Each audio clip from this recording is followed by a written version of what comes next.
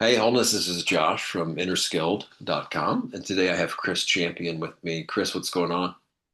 Just hanging out in Napa Valley for the PGA Open.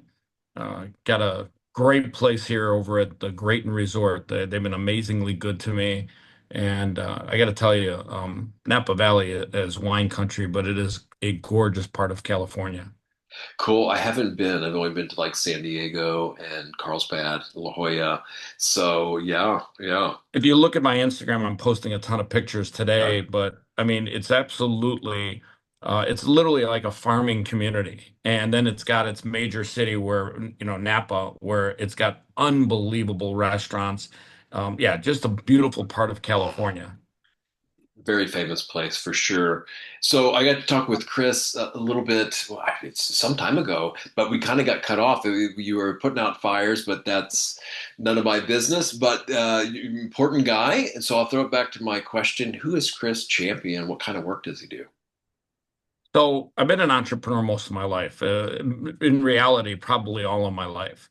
When I was in high school, I took a path to graduate high school early, and I graduated in January while working when all my friends graduated in June. And part of that reason was for me, I had goals. And at the age of 16, I bought my own car. That transportation gave me the ability to get my own job. And then at 18, I became the youngest commodity broker in America at that time to pass the Series 3 exam. And then I worked for a commodity brokerage firm. I've always been driven to find solutions to build things. I'm a builder. I think if you're an entrepreneur, you got to be a builder. You got to build stuff. And about a year and a half ago, I went down the rabbit hole of AI. And as I started peeling away the layers of AI more and more and more and more, I started realizing while this is the greatest technology mankind's ever created, it's at the same time the greatest threat to humanity ever created. Now, as I've finished writing my book now called AI or Die, which I'll give everyone watching this a free digital copy. You can make a donation if you want. I want people to understand that you have got to get AI to work for you right now, or you will fall way behind those that do. Now, to put it in perspective, let me give you a little idea. By January 16th of this year, I made more personal income in those 16 days than I made all of 24 and all of 23 combined. Now, for me, it wasn't that I got one big deal that fell in my lap. It's because I found a way to get AI to work for me. And literally, I have over 400,000 man hours a day right now, today, that's being done for me with AI. AI works for me whether I'm up or sleeping or walking my dogs or whatever I'm doing. And that's where you can literally separate yourself from everybody else. For example, the only reason we're doing this interview is because not one, a series of AI agents put me in touch with you and wrote an email in my conversational voice to you, introducing me to you. Now, when you got that email, it was extremely well written conversationally. It was as if I wrote it myself. But the fact of life is, I had a series of agents put me in touch with you so that literally my time can be used doing podcast interviews. I average about 6 podcast interviews a day. And those interviews keep giving me more exposure. And then at the very top of the funnel, you get views, you get more followers, you get more reach out, and then you get more deal flow. And that's literally the way life works. And I tell people this all the time. I don't care what you do to get AI to work for you, but you've got to get AI to work for you. It is AI or die. You are going to fall way behind those people in society that are using AI to work for them. So yeah, there's quite a bit here, and this podcast I do a lot of times is about mostly about kind of spiritual things, but actually, if I could, I would make a quick correction. More or less, it's the same thing, but slight detail is someone that used your one of your services reached out to me wanting to be a guest on my podcast, and then I actually looked at I went to the website of the email, and it was investor.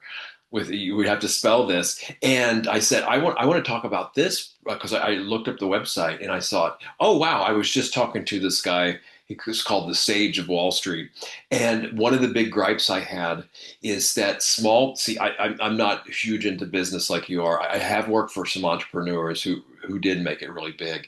The accredited investor, and I don't know, you'll have to school me some here, but from what I understand, that you have to make, what is it, 200K a year, or have $1 million in liquid assets in order to Yep. invest in private equity, which, to simplify, is investments that aren't listed publicly on the stock market. I know it's more complex than that, and there's all kinds of things to do. And I know there's certain things you can say about this and certain things you can't. But I really want to get into that today. But what I did is I want to talk about that. And she said, "Oh, let me put you in touch with Chris." So, that's how I reached out to you, because, it was someone using your product. And so more or less it's the same thing. And now I've got into Agentic AI, which is supposed to be all the rage now, where this thing is doing work for you. Before we get into investor, what can you say about, what does that mean, Chris, how AI is working for you? Because it is the ground level now. I think when Bitcoin came out, it was so wild. And just to tell a really quick story here with that. As soon as I heard this on a podcast years and years ago, it just came out. It's probably not much over a dollar or $10. And there's this guy called Bitcoin Morpheus, and I was like, oh, I'm just gonna send this guy $5 in the mail. What I have to lose? I could tell this is going to be huge. He actually did it all legitimately. He sent everything, but I didn't know what a wallet was back then, and it was way more complex than buying Bitcoin. So that $5 in Bitcoin could have been worth quite a bit today, small time thing, but I didn't know that the technology. So I guess some people might think, oh, this is too complicated, I can't do this. But no, I don't think it is. We've been so entrenched in the internet and things like that. I think it's fairly easy. So how is AI working for you, Chris? And then if we can transition into the alternatives to accredited investing for the small timer. So let me give you some examples. I have one AI agent every single night that goes and literally takes all the new podcasts that are uploaded to a series of sites and takes the audio file and converts it into a text file and stores it in our AWS server in a database. Now, last night, just to give you an example, that AI agent converted 942,317 podcasts from audio into text so that we can search for keywords. To put that in perspective, I would have to hire 5,000 people working in 8-hour shifts, listening to those podcasts and transcribing them. And many of them would probably make typos and errors that the AI didn't do. Now that's one agent. I got another agent that once that database is updated, goes on behalf of clients, and it's a multitude of agents, but they all do the same task, and it builds what are called podcast communities for each one of those clients based on their keywords. So it literally takes podcasts out of that new data and says, hey, these are podcasts that fit the target audience of, for example, Josh. And then I have other AI agents that basically are what are called conversational AI agents that literally write emails promoting our clients to be on podcasts in their own conversational voice. Now, when you combine all three of those agents together to work together like little teammates, the result is that our clients are getting 40,000 man hours a day of work done for them that literally leads them to just doing the podcast interviews. And when you think about that, if you can offload that kind of work to AI instead of a human being, that saves you time, money, and also allows you to scale way faster than you've ever seen before in your life. Yeah, I'm getting a lot of pitches from this service called Podpitch, and it basically does, I think, what you said. Can you name the service you're saying, and then the service some of these services that you're using, and letting people know about them. But the other thing I want. Well, ours is Champion AI. So we Champion built all AI. our agents that work in Sure. cohesion with each other. Now, what I heard today, I saw on a newsletter, is that there's one company that's entered now that they're pumping out a ton of podcasts. I mean, hundreds and hundreds of podcasts that are all AI created. Basically, they're all just AI is creating this, you know. So this is another. Is it Now, a company or is it a podcaster? it is a company, and it's all AI created, computerized voice flooding the podcast server. I'll have to look it up and send you the name of the server. But so you did talk about the dangers of AI.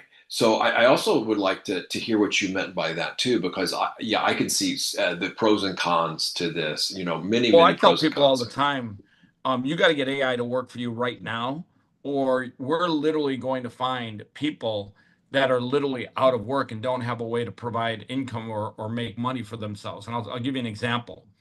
You're starting to see self-driving robo taxis come into certain markets. 500 just entered into the Las Vegas market. The people that rely on Uber for a job, there's 7 million of them. They might as well kiss that job goodbye. They're going to be replaced by a robo taxi easily. I've driven one, I've sat in one. It is more comfortable. It is, you get in the taxi, you get out the taxi, it takes you where you want to go. I mean, it's literally better than anything you could do with a human being. The thing that AI is able to do is it's able to do everything that a human being can do, but it's doing it better. I'll give you another example. The 370,000 people that work for Amazon.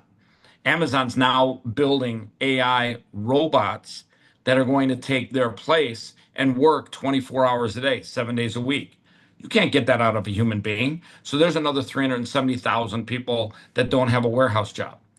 If you look down the row of all the jobs that AI is going to replace, let me give you one last example. A friend of mine owns a series of restaurants, and it is hard as hell for him to find good employees to work in a restaurant.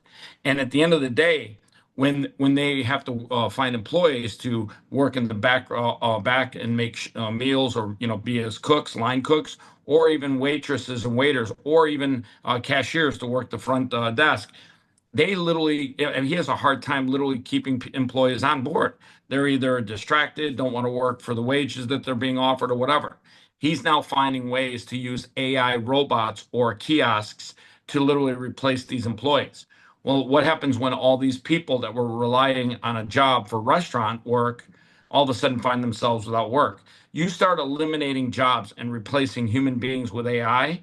I tell you this, it is going to create more homelessness. It's going to create foreclosures. It's going to create a massive problem amongst humanity that politicians are not prepared for. You cannot wait for a politician to save your life. They are not going to come to save you.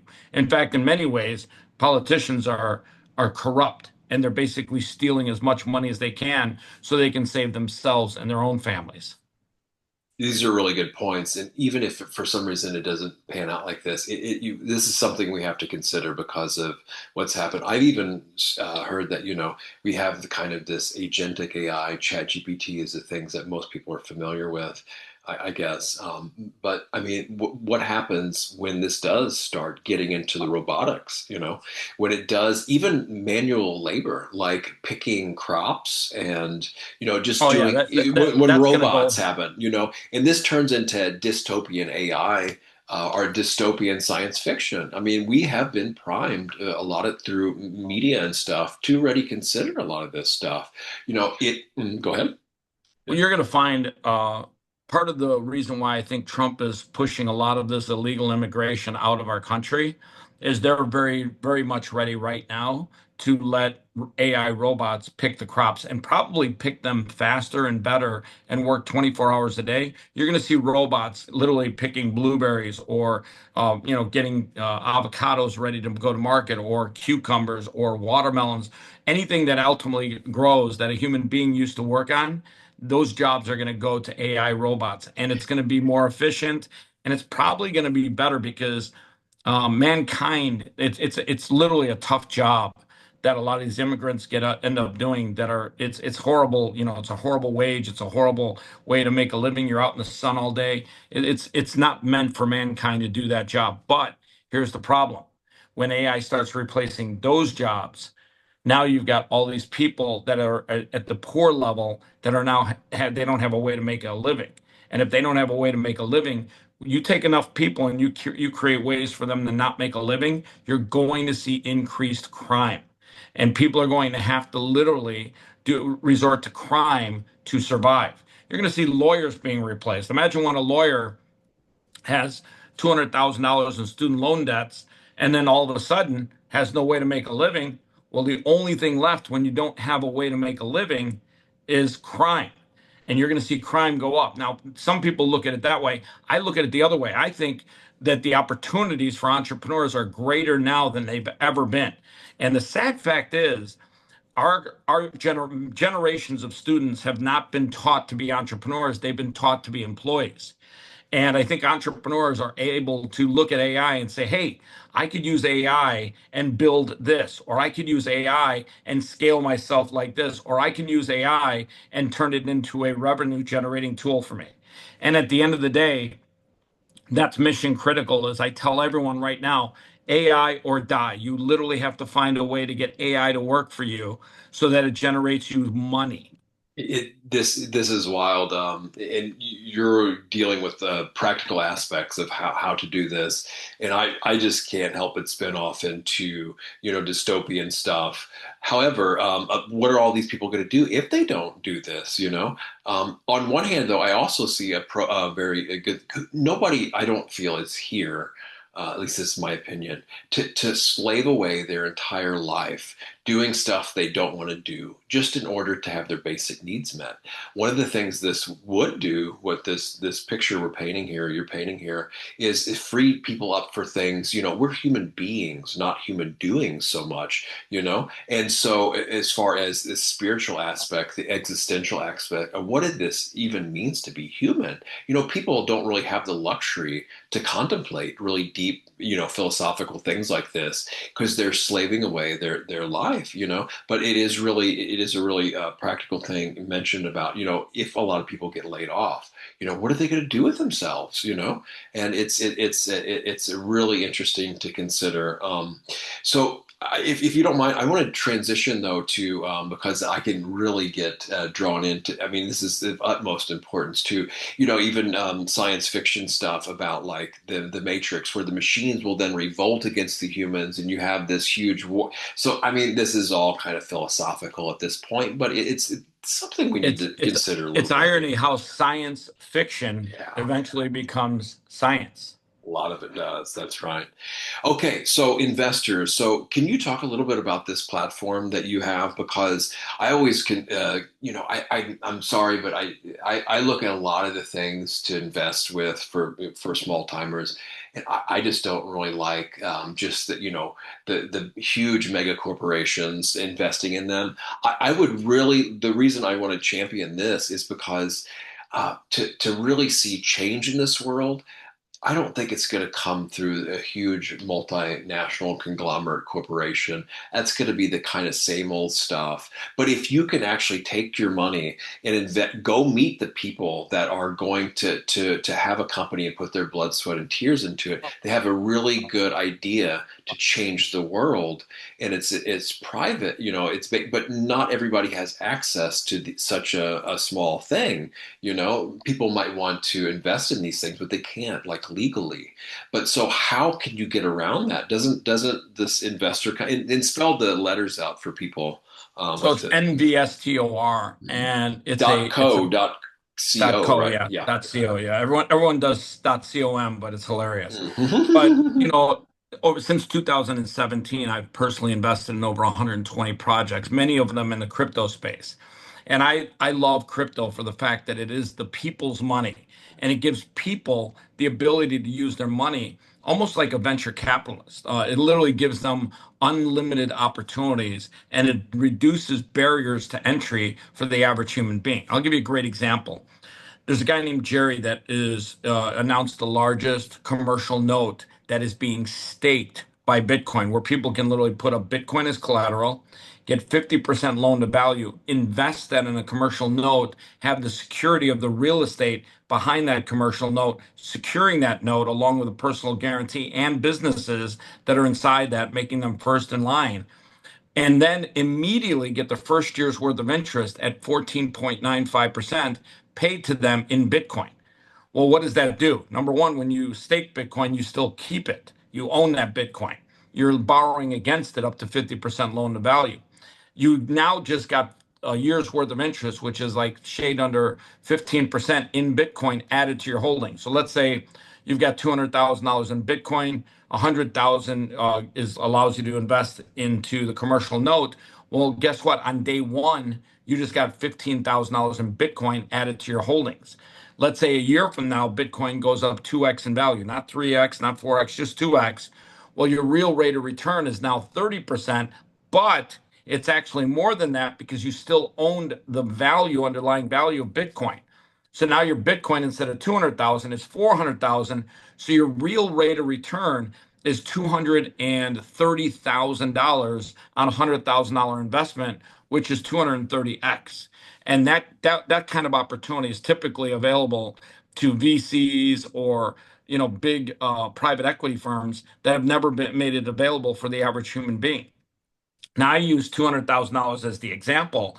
The nice thing is with these type of opportunities, you can go to a company like Salt Lending and you can literally invest 10,000 or 5,000 or 20,000, whatever amount of Bitcoin you want to stake or get a loan against. That's the amount that you can put in. You're not limited to doing large numbers. Anybody can participate. And when you let the masses of people participate in the same opportunities that typically are reserved for private equity or very rich individuals, that literally is reducing the barrier of entry and giving the average human being the ability to get their money to work for them. And that's one of the reasons why I'm a huge fan of Bitcoin, have been since 2013.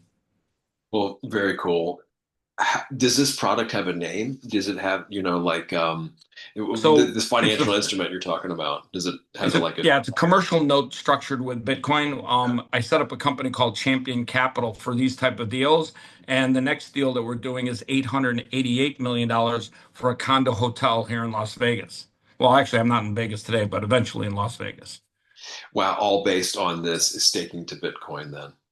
Yeah, so Yeah. giving people the ability to get their Bitcoin to work for them Mhm. and then have it secured by commercial real estate. The nice thing about commercial real estate is it has great underlying value. And especially when you're investing, if you had it staked by residential real estate and commercial are night and day different. Commercial real estate, when you got a condo hotel, that's a huge asset to put as a security blanket for everyone that's participating in the commercial note. Wow, yeah. So what can people go there right now and get involved in this, or Yeah, where's they this can at? Yeah. they can go to Salt Lending, they can stake Bitcoin, they can participate in it. Like I said, the beauty of that deal is Mhm. that a year's worth of interest is paid in Bitcoin on day one. The reason why that's a big deal is if you got the interest paid in dollars, that's it. That's your max potential. But if you get it paid in Bitcoin and it goes into your wallet address, well, here's the nice thing about that. You now have that Bitcoin. And if over the course of a year or 2 years or 3 years or 4 years, the price of Bitcoin escalates, you get that benefit. So you literally got paid in Bitcoin, which ultimately has the ability to appreciate against the US dollar more than the dollar has against Bitcoin. Now, what about people structuring deals? Can they go to the platform? They have to basically get in touch with you in order to do something like this? Yeah, if they want to Yeah. apply Mhm. for Champion Capital Mhm. opportunities, then yes, I will look at deals. Our only thing that we're looking at right now Mhm. is commercial real estate. Okay. Well, Which, cool. by the way, there's a ton of commercial real estate opportunities out there. It's time for people to be able to put their money to work for them in commercial real estate. Typically, those opportunities have always been set aside for big private equity, big banks, or big investors. Well, right on. And I appreciate kind of the novelty and the idea behind this. And like you said, this probably wouldn't be possible, 20 years ago or something. So yeah, it's really cool. All right. Well, I think we ought to start wrapping up here. Why don't you tell people what else you have in the works and what else you have going on and what else you want to draw people's attention to today? I think the biggest thing I want people to walk away from this talk from is understanding that, hey, while AI may be a little scary to people, it's not that scary that you can't take a little bit of time every day, 15, 20 minutes, 30 minutes, whatever, and just learn how to get AI agents to work for you. Now, I get a lot of people that go, "Oh yeah, I went to ChatGPT and I typed in this and I got a picture of a funny dog barking and talking." And yes, that's using what are called prompts. But getting AI to work for you and building agents is night and day different from that. And that's what I want to literally emphasize to people is don't get caught up in using prompts to create a funny dog video. Get caught up in finding ways to get AI to work for you so that you can generate income. And as much income as you can generate right now, sock it away into Bitcoin because it is the soundest, hardest money you can get. If you haven't figured it out yet, the US dollar is a failed experiment. And if in the last 14 years we've seen Bitcoin appreciate against the US dollar, it's not that Bitcoin's going up in value, it's that the dollar is going down in value. And I think people have to understand that until you control your own money, until you have Bitcoin in your own wallet, you'll never really understand how important it is to have Bitcoin versus having the dollar in a bank. And let's be honest, the banks are probably insolvent. I mean, has anyone checked Fort Knox? Have we done an audit lately? Yeah, it is something else. And well, one last thing to tag on here is you've heard this thing where they're deliberately devaluing the dollar, right? Yeah. And so, and what's your outlook on, it eventually being pegged to something like a stable coin or Bitcoin, or I know they said, didn't they pass something where there's no central bank digital currency, but there's going to be something similar to it? Do you know how all this stuff is playing out? I barely know what I'm talking about here, or probably not even Listen, much. Yeah, listen, if you yeah. want a stable coin, there's a really good one called Tether. They're run by a world-class team. I think at the end of the day, stable coins are exactly that. They're just pegged to the US dollar. I think Bitcoin inherently is a store of value that every family should have. And it will literally change the dynamic of how they look at money when they start accumulating Bitcoin. The nice thing about Bitcoin is you can buy $100 a day. I tell a friend of mine, John, all the time, hey, you got three daughters. Instead of going to Starbucks, throw $30 worth of Bitcoin in their name every day. You know, what is that? $90 a day. And then literally every single day, if you just stick loyally to that, I'm telling you, 5 years down the road, you'll look back and say that was the smartest thing I ever did. I'm talking to boomers like my dad about Bitcoin, and he's got his Wall Street Journal, and things like this. But he claims, oh, it's meaningless. It means nothing.